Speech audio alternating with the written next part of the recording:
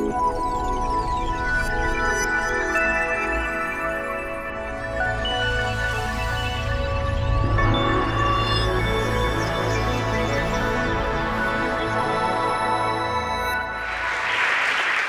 modern view of neuroscience essentially, and I'm summarizing great volumes here to say that essentially you are your brain. And the reason we think that is because if you were to damage your pinky, you would be sad about it, but you would be no different.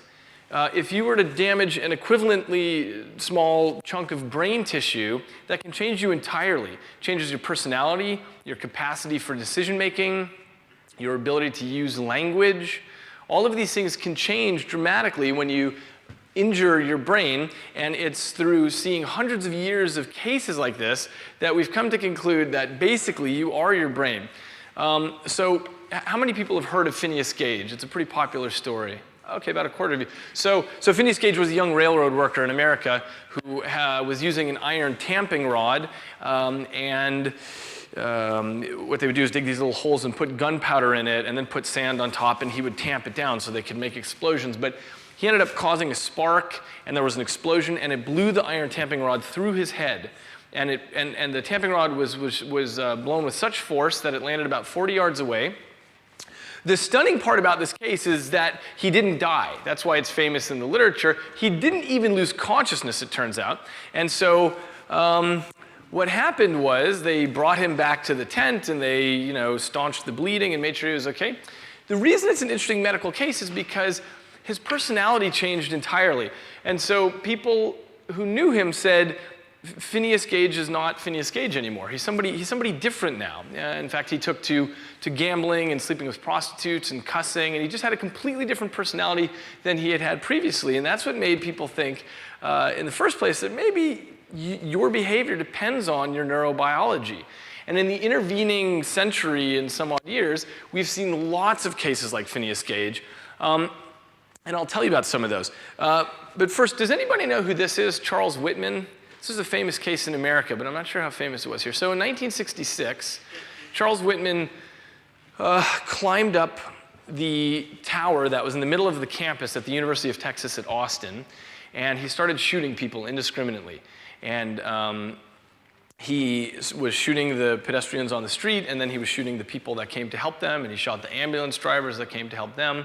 And in total, he killed 14 people in an act of random violence. Now, the thing is, there was no reason to have ever expected this sort of behavior from Charles Whitman, because he had been honorably discharged as a Marine in the military. He worked as a bank teller. He had been an Eagle Scout. He was married, and he was generally a good citizen. And so the question was, how does it happen that somebody like that does such a gory act of violence? Oh, the other thing is that the night before, he had killed his wife and his mother before he went on this shooting rampage. Okay, well, in his suicide note that he wrote that night after killing his wife and his mother, he said, I feel like I've been changing, that something's been going wrong with me, and after this is all over, I would like you to do an autopsy. And that's exactly what they did after 4 deputies got to the top of the tower and were able to shoot him. They did an autopsy, and it turned out that he had a brain tumor. He had a tumor pressing against a part of his brain called the amygdala, which is an area that's involved in fear and aggression. Now, what does it mean to have a tumor there in terms of this behavior? Does everybody with an amygdala tumor behave the way he does? No. Did it have something to do with his behavior? Probably. So these are the types of issues that I want to talk about tonight. And I'll just tell you one more example, which is, this was just recently in the literature, 40-year-old man, normal sexual appetite. He started becoming a pedophile, and his wife, who had known him for a couple of decades at this point, knew that this behavior wasn't like him. And so she took him to the doctor, and they did scans, and they found out that he had a massive frontal tumor. So this big white area here is a massive tumor in his brain. So the surgeons resected the tumor, and his behavior returned to normal. So about 6 months later, he started showing interest in pedophilia again. And so his wife took him back to the doctor. It turned out that they had missed part of the tumor that was growing back, so they resected that, and his behavior went back to normal. So it's a really interesting case that demonstrates that you are your biology, and when your biology changes, that can change your decision making in quite dramatic ways. And we have dozens or hundreds of such cases in the literature like this. And in fact, in general, something that's universally administered is molecules like ethanol, where people pour this across their mucosal membranes in their guts to make them funnier at parties and have a good time. And it turns out that these are invisibly small molecules that totally change your behavior. So people do alcohol and drugs. I'm also putting medications as something on here that's an indicator that these small molecules can change your behavior, because how many of you know what's going on with Parkinson's medications now? Have you heard about this? People are taking Parkinson's medications and they're becoming compulsive gamblers. And they're going out and blowing their family's money. And so this is now a warning on the labels for these medications. And the reason is because Parkinson's involves a neurotransmitter called dopamine, which is also the neurotransmitter involved with your reward systems and risk aversion. So it turns out that these kindly elderly people who are taking these medications are going out and blowing their family's money. So I'm listing medications here also. And would anybody here know who this is? This is a professional wrestler named Chris Benoit who was on heavy doses of steroids and then one night killed his family and then killed himself. And it was a roid rage. So it's clear that these really small molecules, when you put these in, they influence your neurobiology, your neurochemistry, and they influence your behavior. So what this means is that nowadays, when we talk about morality and decision making, really what we're talking about is the neural basis of this. Okay, well this leads us to a very deep question, and I know that the speaker, Chris Frith, is he coming next week, I think? He's coming Thursday. He's going to be addressing this issue as well, which is this issue of free will, which is really in the spotlight now, which is the mind separate from the brain, or is it the same thing? And because of all the cases we have of brain damage and narcotics and disease states and how people's behavior changes when their brain changes, it's a very reasonable hypothesis at this point that you are your brain, the first thing that I had mentioned. And maybe they're not separate. And I'll be interested to hear what Dr. Frith says, but I find the question of free will a difficult one to answer in terms of whether we absolutely have none of it, whether it's all an illusion. I don't know. I think it's too early for us to say. But what is clear is that the unconscious brain is the one in charge, and the conscious you is not the one driving the boat. And just about everything you think and do and act and believe is generated by parts of your brain that you have no access to, you're not even well acquainted with. So that part's clear. When it comes to things like your instincts and what you find beautiful and who you're attached to and your decisions in life, these things are all driven by these parts of your brain that sort of all the rest of what's going on besides the conscious you. And this has led me to propose something called the law of sufficient automatism, which is the legal system has an exception for things that they call automatisms, which is, let's say I have a disorder that causes me to fling my arm out like that, and I do that and I hit somebody and they fall off a cliff. I'm not culpable for that because it was an automatism. It wasn't really me that was involved in that. And in some sense, I think we're coming to understand that enough of our behavior is driven by unconscious drives, that it may be that when we talk about free will, it doesn't even matter. It may be that enough of who you are and the sorts of decisions you make, if you're a pedophile or a rapist or just whatever decisions you're making in your daily life, it may be that it's sufficiently not being driven by your conscious mind that the free will question doesn't matter. Okay, so this all leads us now to the big question, which is, well, what does this all mean for culpability? When we talk about a legal system, what we're really asking is, is somebody at fault? Under what circumstances is somebody at fault?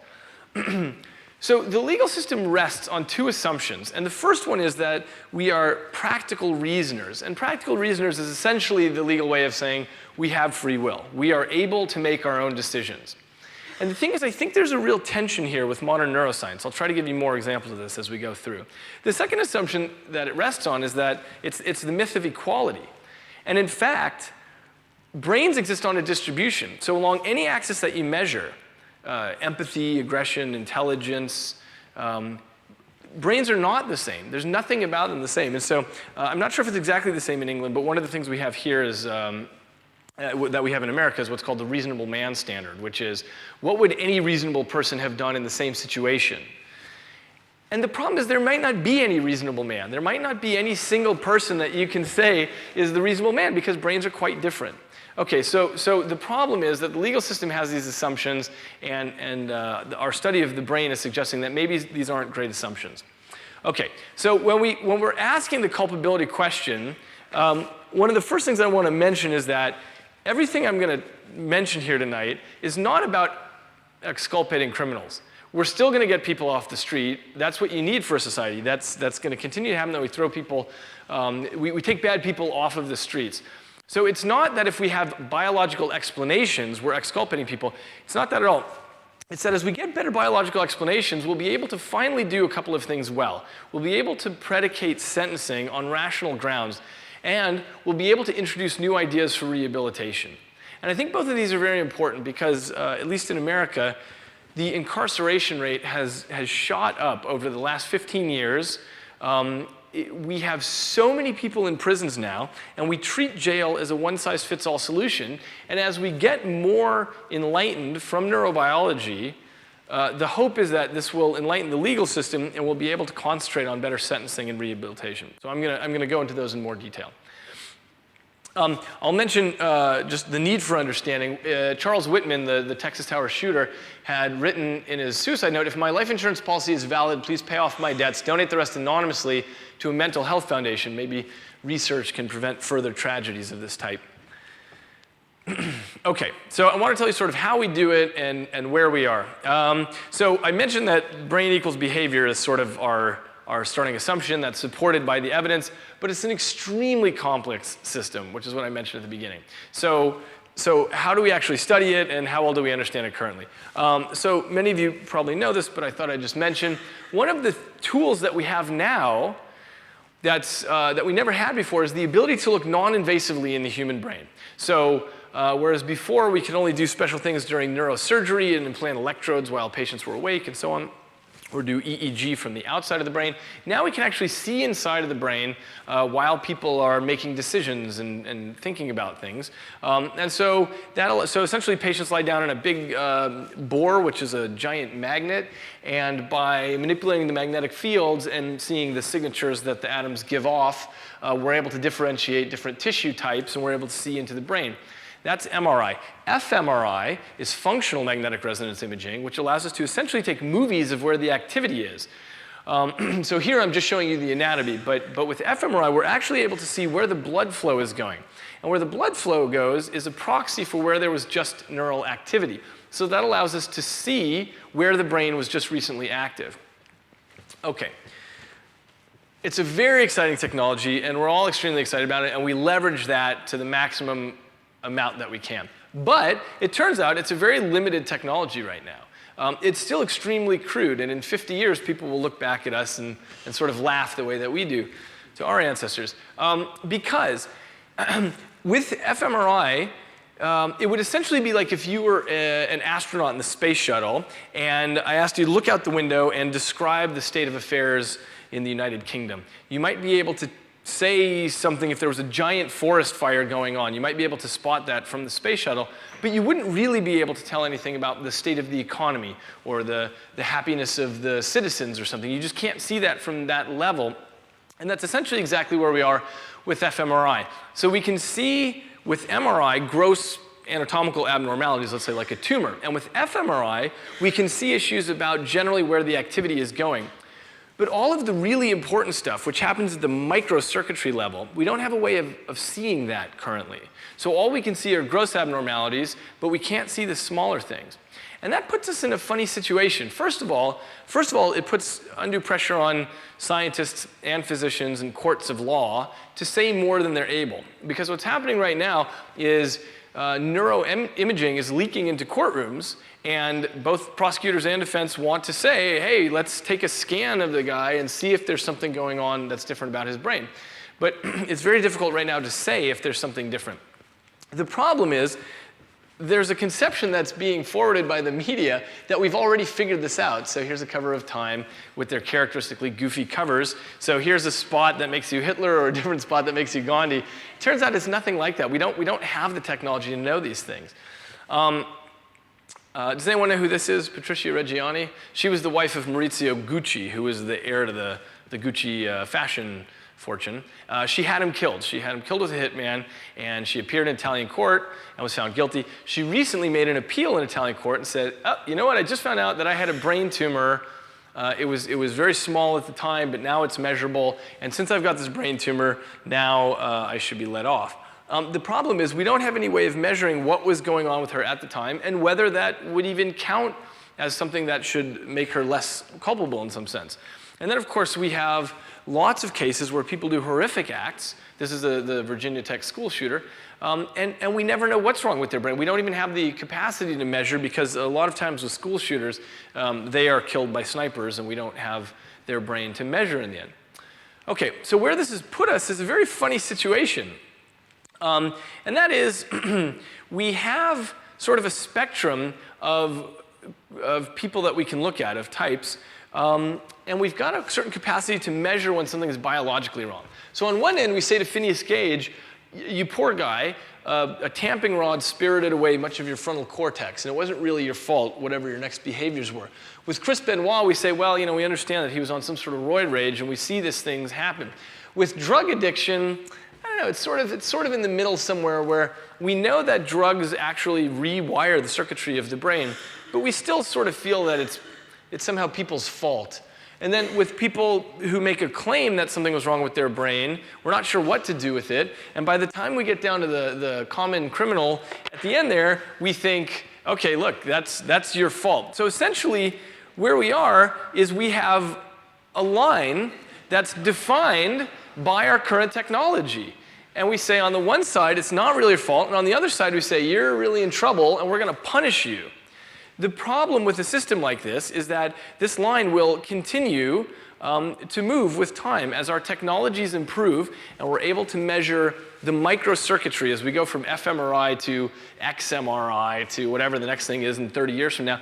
We're going to have better and better abilities to measure. That line will keep moving, and eventually more and more people will be on the side where we have some sort of biological understanding. What does that mean? Does that mean we're going to let everybody off? No, but what it means is maybe culpability is the wrong question for us to be asking. Maybe that's not the important question for us to be asking is, well, how much is it your fault versus your biology's fault? And the reason that seems to be the wrong question is because there might not be any difference between those two questions. Okay, so the idea is maybe culpability is not the important question to ask, and instead what we want is a legal system that's purely forward-looking, where we say, okay, here's the brain standing in front of the judge's bench. What do we do with it now? What do we do with it from here on out in terms of rational sentencing and any possibilities for rehabilitation? And the idea of saying, is it your fault or not, doesn't really make sense. That's essentially the overall suggestion. I'll mention a few things about sentencing and a few things about rehabilitation. Now, okay, so the idea with rational sentencing is the utilitarian approach says, look, what you want to do is just sentence somebody based on their probability of recidivism. And that's it. If they're really likely to recidivate, you put them in jail for a long time. And if they're not, if it was some sort of special circumstance, then you don't have to do that. Now, there's already precedent for this. So with sex offenders, this is a study done in the States, they found a few things.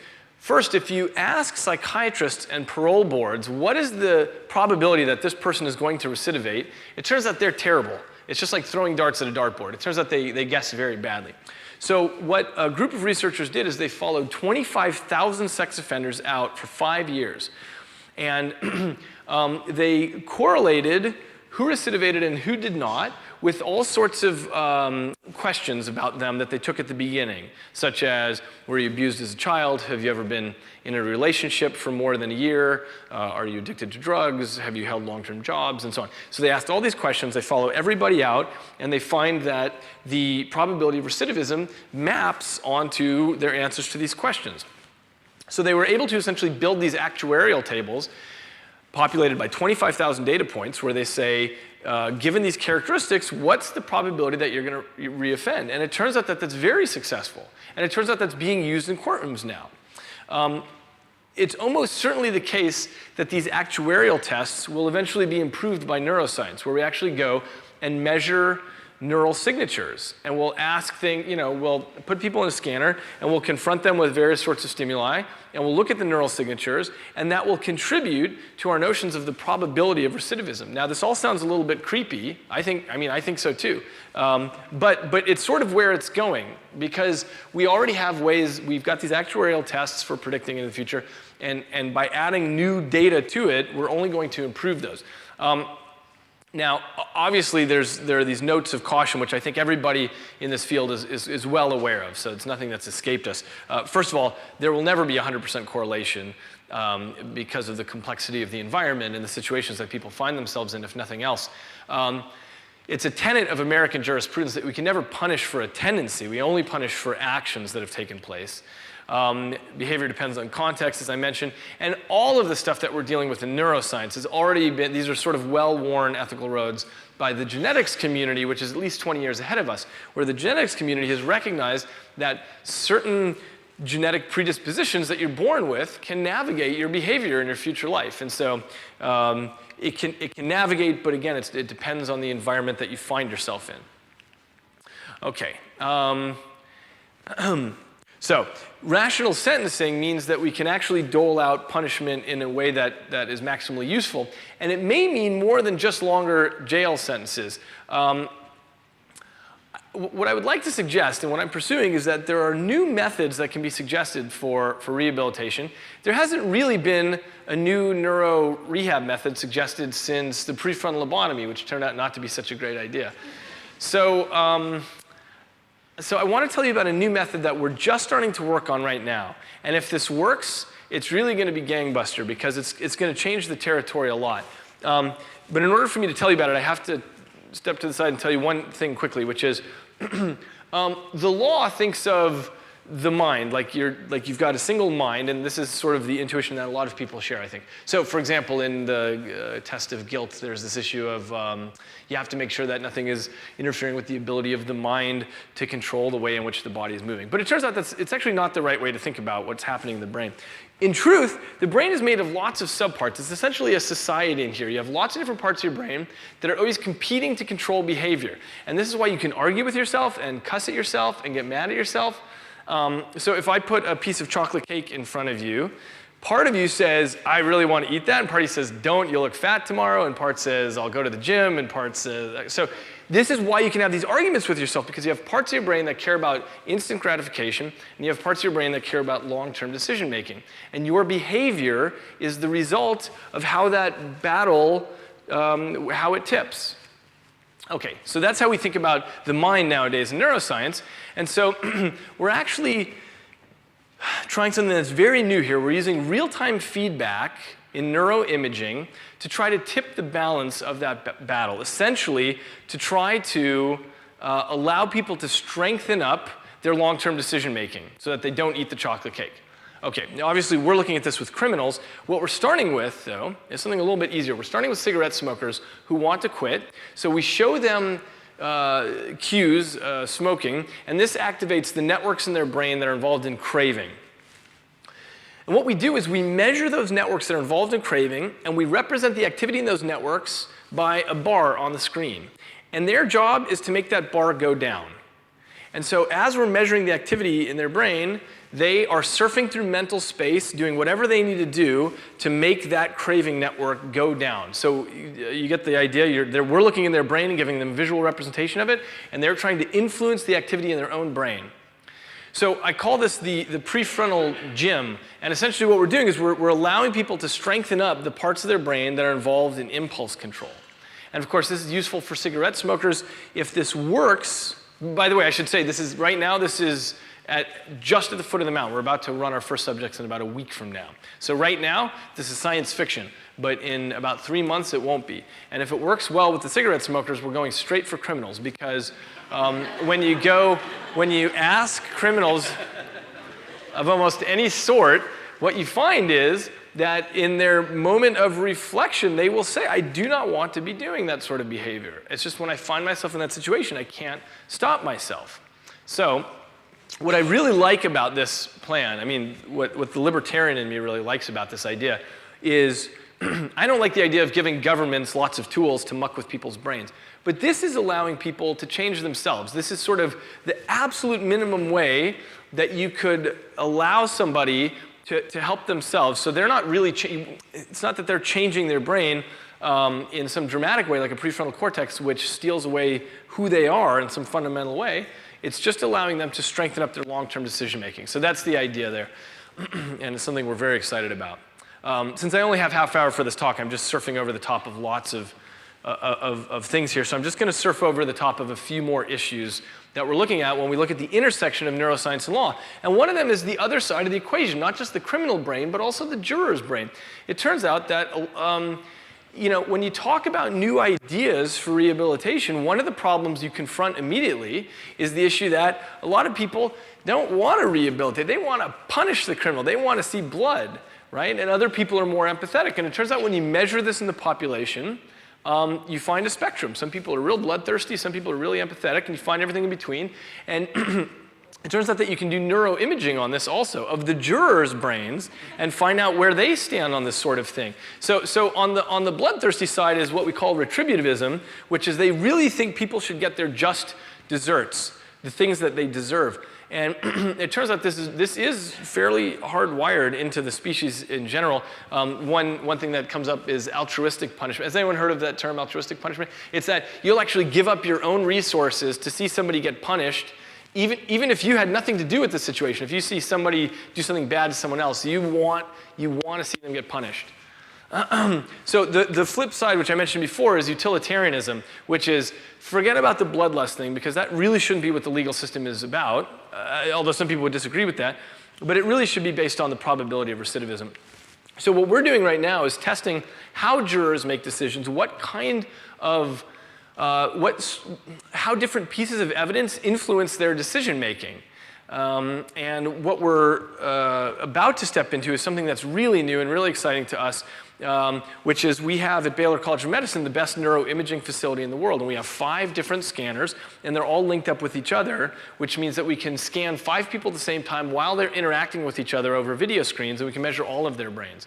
So what we're moving into is mock juries of 5 instead of 12, but the idea is that as they're interacting with each other, we're analyzing all of their brains, because I know something that the RSA is very interested in, as are we, is this idea of the social brain. Brains did not evolve in vacuo, but instead they evolved among social creatures. A great portion of your brain is devoted towards these social issues, and so now we're at a point where we can analyze megabrains and figure out how the social networking happens. I'm just going to surf right over the top of 4 more things as I'm getting ready to close here, which is there are several other areas where neuroscience and law interact. One of them is with the issue of lie detection, and you may have been hearing about this in the news lately. 2 companies in California started to do neuroimaging to tell when somebody's lying. So it's the upgrade to the polygraph test that has been used in courts. There are also companies that are looking under the orbits of the eye for temperature changes, because it turns out you get temperature changes there and EEG.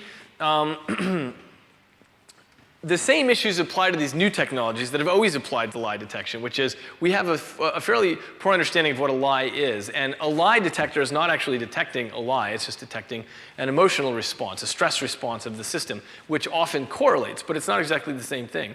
And there's always the issue that somebody could be telling the truth, but they're factually incorrect.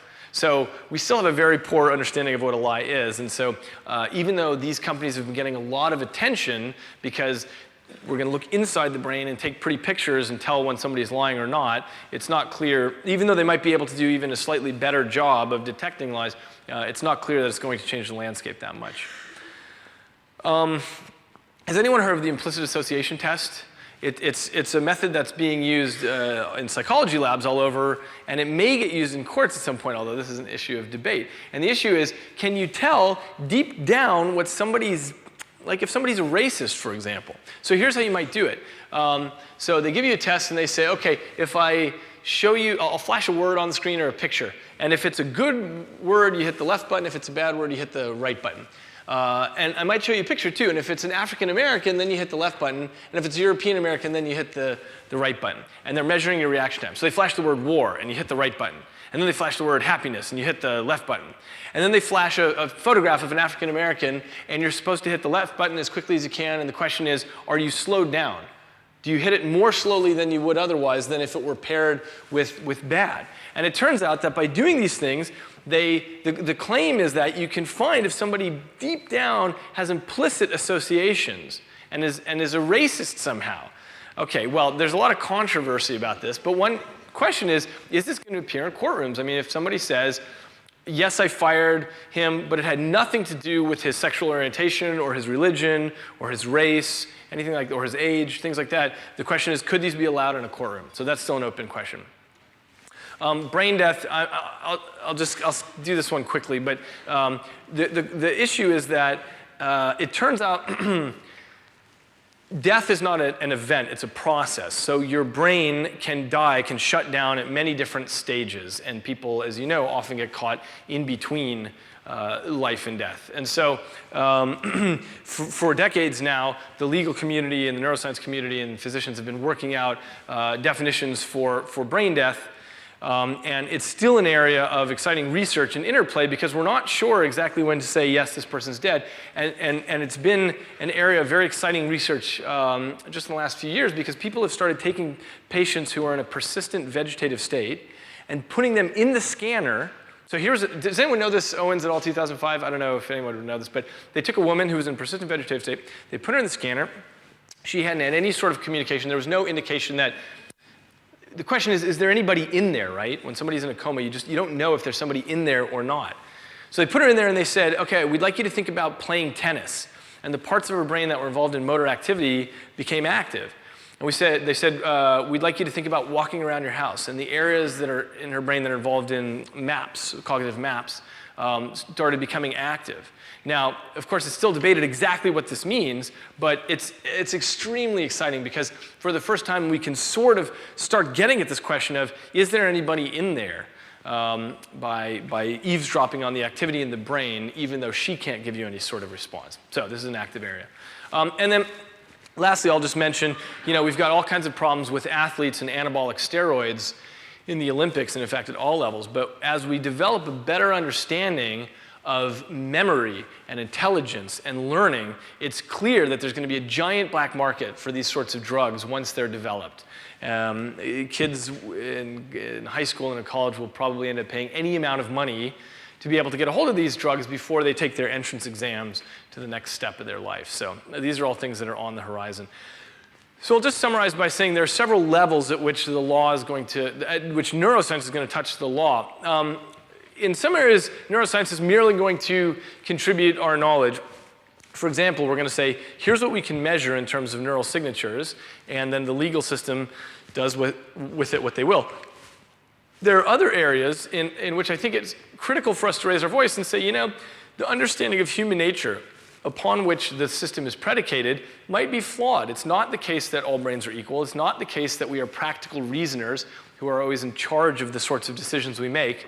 And finally, I think there are ways that we can directly improve the system. For example, by introducing new methods of rehabilitation. This is going to spill out over long time scales. We've already got neural lie detectors, where we've already got ways of improving the prediction of recidivism and so on. I put robot legislation here. It's not actually a joke. A colleague of mine wrote a book on this recently, which is one of the things that we're doing in neuroscience is trying to figure out how you put together billions of pieces and parts and get something conscious out of it, right? How do you actually build a brain? And if we ever figure out that problem of building consciousness, then you can't turn the computer off, because then that's murder, right? If you create a conscious brain and turn it off, it's murder. Okay, so anyway, it turns out that people are already starting to think about robot legislation and what happens when you build a conscious machine. But that's past the broken line there. Okay. Okay, so if anyone's interested, because I'm just hitting the very top notes of this, if anyone's interested, newlaw.org is our website where we have readings and papers on this, and I'm going to stop there and take questions for the rest of the time. Thank you.